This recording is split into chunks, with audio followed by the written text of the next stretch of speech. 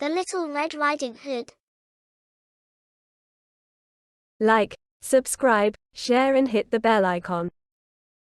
Once upon a time there was a dear little girl who was loved by everyone who looked at her, but most of all by her grandmother, and there was nothing that she would not have given to the child. Once she gave her a little hood of red velvet, which suited her so well that she would never wear anything else. So, she was always called Little Red Riding Hood.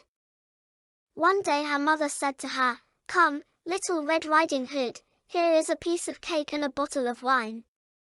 Take them to your grandmother, she is ill and weak, and they will do her good. Set out before it gets hot, and when you are going, walk nicely and quietly and do not run off the path, or you may fall and break the bottle, and then your grandmother will get nothing. And when you go into her room, don't forget to say good morning, and don't peep into every corner before you do it." "I will take great care," said Little Red Riding Hood to her mother, and gave her hand on it. The grandmother lived out in the wood, half a league from the village, and just as Little Red Riding Hood entered the wood, a wolf met her. She did not know what a wicked creature he was, and was not at all afraid of him. "Good day, Little Red Riding Hood," said he. "Thank you kindly, wolf." "Whither away so early, Little Red Riding Hood?" "To my grandmother's." "What have you got in your apron?" "Cake and wine. Yesterday was baking day, so poor sick grandmother is to have something good, to make her stronger." "Where does your grandmother live, Little Red Riding Hood?" "A good quarter of a league farther on in the wood. Her house stands under the 3 large oak trees, the nut trees are just below." "You surely must know it," replied Little Red Riding Hood. The wolf thought to himself, "What a tender young creature! What a nice plump mouthful, she will be better to eat than the old woman. I must act craftily, to catch both." So, he walked for a short time by the side of Little Red Riding Hood, and then he said, "See, Little Red Riding Hood, how pretty the flowers are about here. Why do you not look around?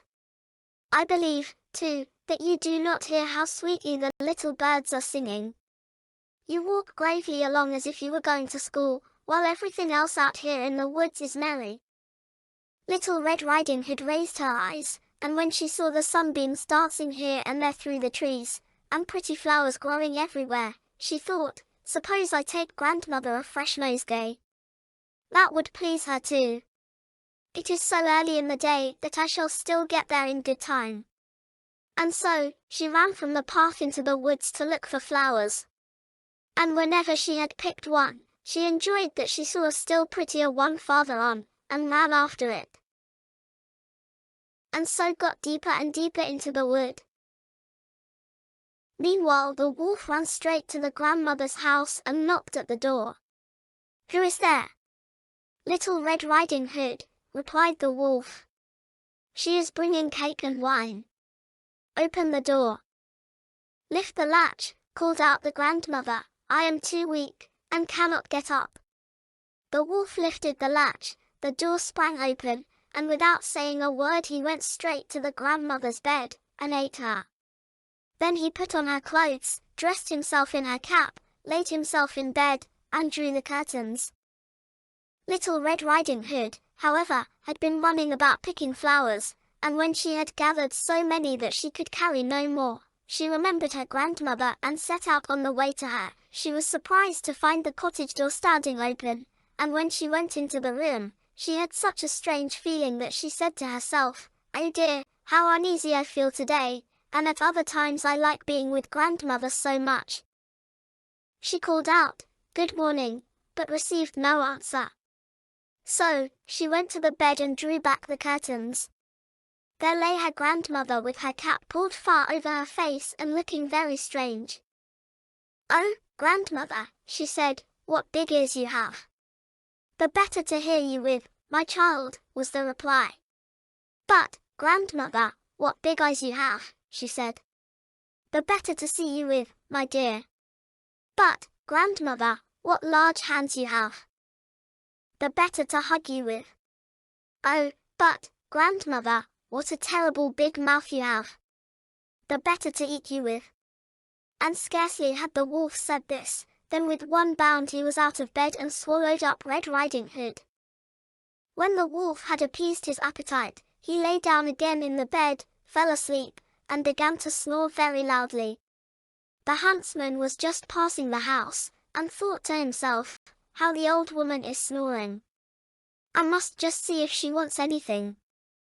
So he went into the room, and when he came to the bed, he saw that the wolf was lying in it. "Do I find you here, you old sinner?" said he. "I have long sought you." Then just as he was going to fire at him, it occurred to him that the wolf might have devoured the grandmother and that she might still be saved, so he did not fire, but took a pair of scissors, and began to cut open the stomach of the sleeping wolf.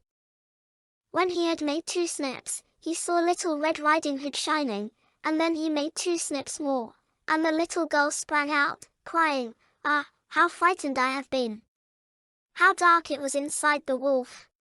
And after that the grandmother came out alive also, but scarcely able to breathe. Red Riding Hood, however, quickly fetched great stones with which they filled the wolf's belly, and when he awoke, he wanted to run away, but the stones were so heavy that he collapsed at once and fell dead. Then all 3 were delighted. The huntsman drew off the wolf's skin and went home with it.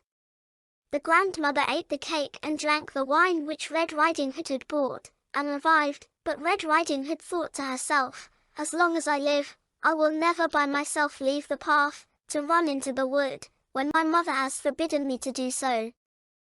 The moral of the story, Little Red Riding Hood, is that we should never trust strangers. Even a very friendly stranger may have bad intentions.